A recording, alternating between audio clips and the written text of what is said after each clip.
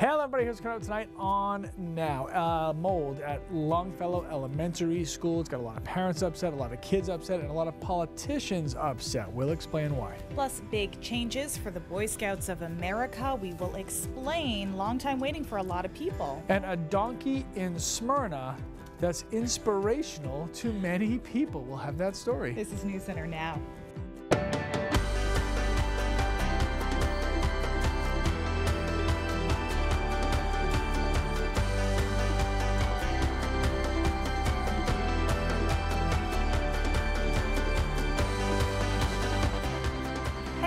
Parents in Maine's largest city reaffirmed their calls for renovation after possible mold is found in an elementary school. I'm Amanda Hill. And I'm Lee Goldberg. We are waiting to find out whether a substance that was found at the Longfellow Elementary School in Portland is actually mold. It's not the first time we've heard of a school finding mold in the building this year. Just back in June, the Hollowdale Elementary School in Farmingdale had black mold in a classroom. In January, officials found mold in multiple classrooms at Manchester Elementary School. It's a concern for many parents, so we want you to be involved in this conversation. If mold is found in a school, should administrators close that school until the mold is gone? You can vote in our Pulse poll using our mobile app or through pulse.newscentermaine.com. All right, Chris Costa is live at Longfellow Elementary, the latest school to have a suspected case of mold. Chris, all right, this discovery comes less than a month before a critical vote about school renovations, so possible political ramifications here. Yeah, Lee and Amanda, that's right. Voters will have to decide this November if they want the school district to take out either a $64 million bond to renovate Longfellow, Ryke, Lyseth, and Presumpscot schools, or a $31 million bond to renovate just Lyseth and Presumpscot. Now, some parents with kids here at Longfellow say this possible mold makes it all the more necessary that all 4 schools get renovated. I wasn't surprised by this. In an aging building, possible mold found in a main hallway at Longfellow Elementary. Things like this happen, so when you find out about it, you just have to figure out a way to deal with it. And really what they need is the finances to actually support and mitigate the mold. So I hope everybody votes for all 4 schools. The discovery comes less than a month before a major city election. Voters will have to decide whether to fund renovations to 4 schools, including Longfellow, or just 2 of those 4, Lyseth and Presumpscot. Longfellow and its 3 sister schools need our help. At a news conference, supporters of rebuilding all 4 schools said waiting for state funding could take too long. 53 new schools have applied that we would now have to compete against. Our students can't wait 5, 6, or 8 years. Opponents argue that state funding could lessen taxpayer burden or prevent personnel cuts. As a school district, we believe that all 4 schools need to be repaired, so that's beyond question for us. For kids at Longfellow, the possible mold should not disrupt student learning, the superintendent says, but it has many parents thinking about the future of the school. It's worth the investment. There's more to a school than just the building, obviously, but certainly you start with that as your bare minimum. Now, as for the possible mold, the school district tested it. They also took infrared photographs and culture swabs, and they tested the air quality. They expect to get the results of all of those tests back by the end of this week, and then the superintendent says they will take the appropriate measures to get rid of it. Amanda, he says they do not expect that process would take a long time. All right, thanks, Chris. A lot of you weighing in on this on our Facebook right now. Aaron, Brian, and Todd all saying that it depends on where the mold is found. You guys are weighing in on pulse.newscentermaine.com. Right now, 46% of you say yes, if mold is found, a school should close until it is removed. You can continue to vote online. Lee? All right, Amanda, big changes are ahead for the Boy Scouts. The organization announced today it will start accepting girls. The Scouting Board of Directors voted unanimously to make the historic change. Girls will be able to join Scout packs, which consist of smaller groups called dens. Diane Madden from the Pine Tree Council of the Boy Scouts of America joins us now live. Thank you for taking the time. Yes, thank you. So how did this come to be, and I guess why did this come to be? Who was pushing for this movement? Well, we've done a lot of research nationally trying to find out what families need. You know, families are busy, you know, there's a lot of competing activities, you know, sports, so many things for kids to choose from these days. And we've had a lot of families that, you know, need to make a choice in their busy lives, what works best for them. So we've had a lot of requests from families and a lot of interest about being able to make a choice. So for instance, if a family has a son and a daughter, rather than trying to find multiple activities, for some families it might work better to just do one activity. And so for that reason, we're opening Cub Scouts to boys and girls. And when will that start, if kids are interested? Yeah, it'll start just as soon as January 2018. And now, I read moving forward that the girls will also be allowed to be not just in the Cub Scouts and the Boy Scouts, maybe get their Eagle Scout, which they can't do right now. Yes, we're going to start off first in 2018 with the Cub Scouts, and then in 2019 we're going to start to roll out some programs so that older girls can be in the Boy Scout program and really move on to attain the rank of Eagle Scout. I would imagine there are some people that are like, maybe on the Girl Scouts, say, why are we doing this? This might hurt the Girl Scouts, and it shouldn't be an us versus them kind of thing. No, and it's not at all. I mean, I think it boils down to what works for the individual family, what works best for them, and every family is different. Is there anything that you can do as a girl with the Cub Scouts that you couldn't do somewhere else? Opportunities that might now be available to girls that they don't currently have?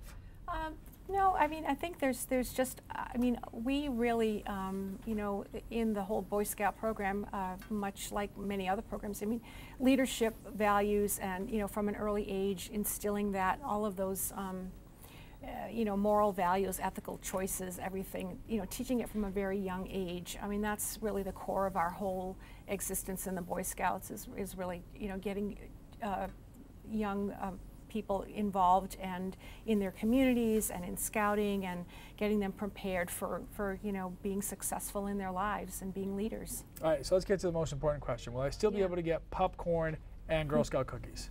Absolutely. All right, and that's all I care about. You're good. So there I you can go. Get both. You're good. All right, Diane, thank you very much for the time. Thank you for having me on. All right. Thank you. Amanda. All right, thanks, Lee. An oral surgeon in Lewiston is once again defending himself after treating a man from Minot. The man says he developed an infection after tooth extractions. His doctor, Jan Kippax, was in court yesterday. The Press Herald reports Stephen Darnell Jr. filed a complaint against Kippax, claiming he failed to treat Darnell for a post-operative infection that led to weeks of hospitalization and long-term treatment for a bone infection. Dr. Kippax could lose his license from accusations of malpractice. His lawyer disputes all accusations against his client. Turning to the weather, feeling a little more like fall tonight. Keith Carson is outside on the weather deck with a first look at the forecast. Hey, Keith. Hey, Amanda. Yeah, I'm not wearing the jacket as a style call. I don't like to wear those outside, but it's actually a little coolish, especially relative to where we've been, sitting at 62 in Portland, but you look into Weld, Greenville, sitting at 49 and 48 right now. In Caribou, we're on our way to a chilly night. Dew point's usually a good indicator of how cool temperatures will get. In the 30s right now for those dew points, and we'll watch those temps crash through the evening. Now, there are quite a bit of clouds just to our west, over western Maine and into New Hampshire, and with that, some rain showers, quite a few of them across upstate New York. The vast majority of these will be kind of eaten up by the dry air, but certainly there's enough moisture there we could catch an isolated shower over the southern third of the state tonight before that system is suppressed tomorrow. You can see that on our predicted radar here. Later on this evening, an isolated shower. Temperatures drop very quickly in the early morning hours into the 20s in spots, 30s for the rest of us.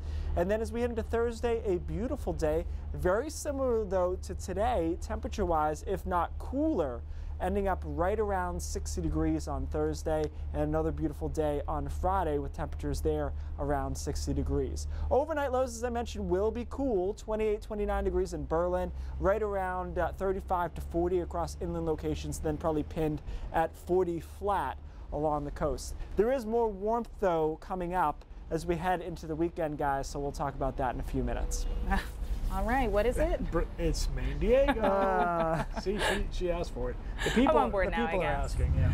All right, thanks, Keith. More news now. The massive Equifax data breach likely revealed the driver's license information of millions of Americans. The Wall Street Journal reports the information on driver's licenses varies by state, but most of them do include names, date of birth, home address, and personal details like height and eye color. People giving a copy of their license to Equifax were likely doing so to verify identity or resolve a dispute on their credit report. Are you looking for a job? You could be the new manager of the Boston Red Sox because they need one. John Farrell fired today. Sox announced that move less than 48 hours after they were knocked out of the playoffs by the Houston Astros. Farrell's contract was scheduled to go through next season. John Farrell did manage the team to its 8th World Series title back in 2013. That was his first as their manager. That's Dave Dombrowski, by the way, the general manager, making the announcement today. You know, okay, sometimes people say they love animals more than people. I think we've said that before. I am married to someone who says that consistently. She yes, does. That is true. What animal in Aroostook County is feeling that love? Now Tennyson Coleman brings us that story from Smyrna.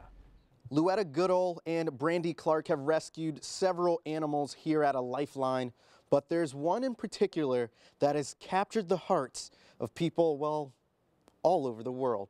This team made it their mission to give farm animals that have been abused or mistreated a second chance. Hi, Ginger. Through their nonprofit, A Lifeline Rescue, they rehabilitate dogs, sheep, horses, you name it. And one of their most inspiring rescues is a 1-year-old donkey named Joy. One woman said their first thing they do every day is get on Facebook to see how Joy's doing. Joy's story is one of survival. In July 2016, she suffered a life-threatening injury before she was even 3 weeks old. She was on display at a fair. At first we didn't know exactly what it was. Come to find out, it was a dislocation and fracture. Doctors only gave Joy a 10% chance to recover from a severe neck injury that caused an infection to spread throughout her neck. But the hopeless prognosis did not stop this mother-daughter team from accepting the challenge. Her being able to go from a little donkey who couldn't nurse with a broken neck to running and playing, it just has brought life to people. It seemed after a year of recovery, which included antibiotics and steroid treatment, Joy was beginning to live a normal life. Then, in July, Joy needed surgery to fix her spinal cord, which was damaged as she grew. Goodall and Clark turned to Dr. Barry Grant of California, who performed a life-saving surgery in New Hampshire. It's thanks in part to donations from the community. Goodall, who has suffered a stroke and also a neck injury herself, draws inspiration from Joy's story as well. I was still having difficulty trying to walk, and every day I would come down and tend to Joy. A lot of people are getting their inspiration from you. What do you think about that? All right, we kind of have a Dr. Dolittle thing going on, so I know what she meant by that. We'll keep on inspiring folks, all right? In Smyrna, Tennyson Coleman, News Center. Goodall, who had survived a stroke. You can also follow along with Joy, the donkey's travels, if you want to see how she's doing on the Facebook page. It's pretty cool. Yeah, both Goodall and Clark say they hope Joy will become an ambassador for farm animal abuse in Maine after finding her in condition that they found her in. Yeah. All right, meanwhile, a viral video has been taking over the internet today. This one shows Eminem lashing out while he was at a hip-hop awards event, who the rapper was going after, and the reaction that we are getting from you. That is next in tonight's Social Stop. Quick check on our pulse here. 34% saying yes, if mold is found, a school should close until it's removed. 58% though, coming around, depends. There you go. Depends. All right, Katie Ortiz.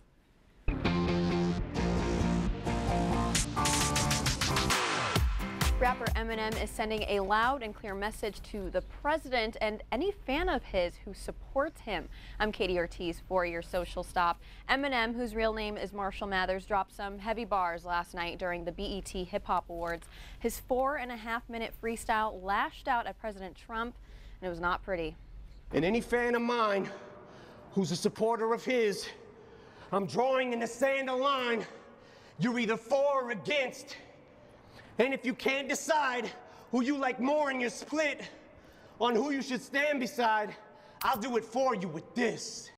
Eminem attacks President Trump's response to Puerto Rico and Las Vegas. He also calls him out on his criticism of protesting NFL players.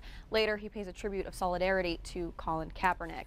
The verse is a very colorful one, of course, so just as a warning for anyone who wants to check it out online. But those who have already seen it are responding and weighing in. Lisa, who says she's not a Trump supporter but was, keyword there being was, a huge fan of Eminem, says she doesn't like being told what she should think or not think. You're there to entertain, she says. Stay out of politics, entertainers. Longtime fan tuning out. Scott is also saying good riddance to Eminem. It's time to grow into your age now, he says. I'll be having a bonfire with all of your CDs tonight. But on the flip side, Felicia says good for Eminem. It's not about what he or Trump has done in the past. It is about our country. If only Tupac was alive. Now, Darcy says the rapper has every right to share his opinion. This is nothing new for him. People are mad and they're going to speak their opinion. At the end of the day, he's a real person just like Trump. Now, Darcy is right on the fact that this isn't new for him. Eminem has previously criticized President George W. Bush and both Bill and Hillary Clinton. So guys, find me on Facebook, Katie Ortiz TV, and on Twitter. Let me know what you think. Let's keep the conversation going because Lee and Amanda, a lot of people are dipping their toes in this one. A lot to say. Yeah, this one had a lot of people fired up. No matter what side you're on. A lot of passion there. All right. He has criticized basically everyone, though, right? Yeah, it is what he does. So there you go. We can't criticize Keith Carson. Well, we could, but we don't have enough time. So his full forecast is coming up in a minute. What? Oh! There she is. Look at that. International Girls Day.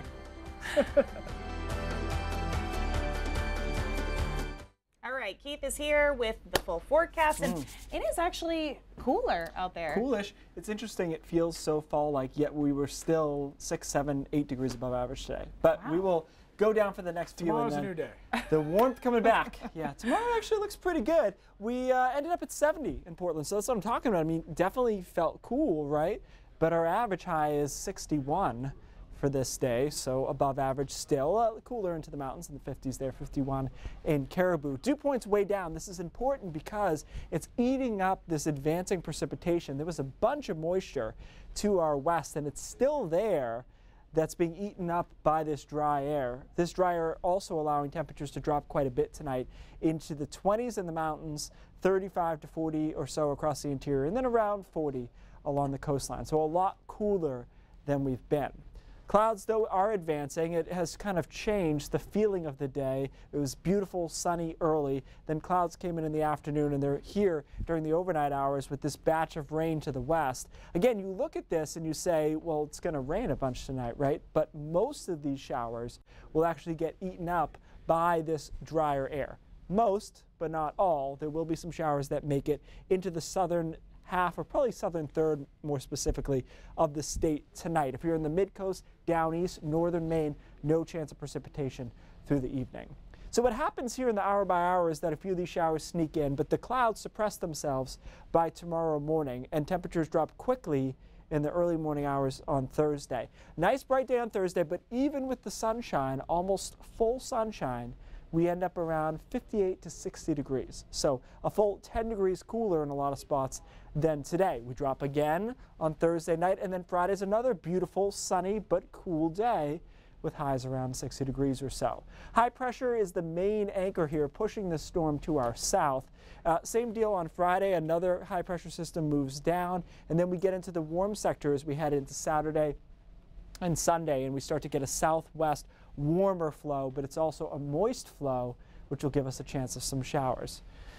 Foliage, peak in a lot of spots. I did notice a little pop of color in the past 4 or 5 days in a lot of spots, and more specifically, the reds are doing much better than the oranges and yellows. If you notice that when you're driving around, that's because you remember we did a little. Well, I think Amanda was on vacation, but we did a little segment on leaves and how they change. The pigments that are always in the leaf are the orange and the yellows. The reds are produced every year. So for some reason, that mechanism seems to be working better than the kind of dormant color mechanism. It is pretty recent. Like literally the last few days, all of a sudden you go and you go, oh, there they are. They just like exploded. All of a sudden, I still argue it's not a banner year, but they've shown up a bit more at least. Yeah. Yeah. All right. Well, thanks a lot, Keith. We'll be right back. Let's get a final check of those Pulse results on our question about mold. Yeah, we've got 57% of you saying it depends. If mold is found, should a school close until it's removed? A lot of you weighing in on Facebook too, saying, yeah, I mean, if it's found in like the basement where no one goes, do we really care about it there? So yeah, Sure. A lot of you saying it depends. All right, let's get to brain drops now, and this is, I've got questions about this already. We haven't even started to have questions. I know, this is why we allotted a little extra time. Can a change in the weather make you sick? My grandmother was always like, you got to put on a hat or you're going to catch a cold. Is that even possible? It's complicated. A change in the weather, the short answer is a change in the weather cannot make you sick. And this actually came from Jess, our executive producer. She wanted to know this because she started to get sick and her mom said, well, the weather changed, right? It went from humid to dry. That could be the issue. So being sick, you know, and what we think about it normally, it's a virus, right? Cold, it's a cold virus. So it's not somehow produced suddenly with a change. But cold weather can play a role when it gets really cold in replicating the cold virus. So there might be some grain of truth to that old wisdom of trying to stay warm. They did a recent study, it was about 2 years ago, but the findings just came out relatively recently, that the cold virus in your nose replicates better at 33 degrees Celsius than it does 37 degrees Celsius. Now, since we're American and we don't like Celsius, body temperature versus about 6 or 7 degrees below your normal body temperature. So what that's saying is if your nose is inhaling very, very cold air, the cold virus can replicate itself more efficiently in that environment. Therefore, you would have a little bit better chance of getting sick from that. Oh. So do you have time for a question here, or are we straight out? No. What if you're a mouth breather? I mean, does that change things? That's actually better. But here's the thing. You want to trap the moisture in. A lot of people do this when it's cold anyways, right? You do that, you have a mouth, a face guard anyways, and that would help prevent that kind of thing. The other reason that people get sick more during the cold is just confined spaces. You just spend more time inside with other people. You're more likely to breathe the same air, much like an airplane. So that's the number one reason people get viruses more during the winter. It's not necessarily the weather. Some things that weather changes can affect, though, migraines. Huge impact on migraines. They did a study where they went and they looked at a specific drug that a lot of people take for migraines and headaches. And I think they did this in Japan, and they backtracked it against barometric pressure. What they found was there were runs on this specific drug when the pressure was lower. So it wasn't just people checking off boxes, yeah, weather gives me migraines. They were literally running out and getting medication when pressure was dropping. So behind a system like a front, pressure drops. So you can have migraine, and obviously arthritis is a big one too. So it's kind of a mixed answer then. So like, remember we did the thing about whether or not you're actually going to get a cramp if you go swimming within 30 minutes of eating. Right. That's kind of like an old wives' tale. So kind of put on a hat or you're going to catch a cold. Not necessarily that simple, but still I would always advocate put on a hat. Hygiene is still your number one, is going to be your number one thing with viruses, is just trying to not touch things that other people have touched that are sick. We've been educated. Which is tough in here. Yeah, exactly. Very tough in here. That's why we all get sick at the same time. Yep. Any office setting. All right, that's it. We're out of here. Dropped.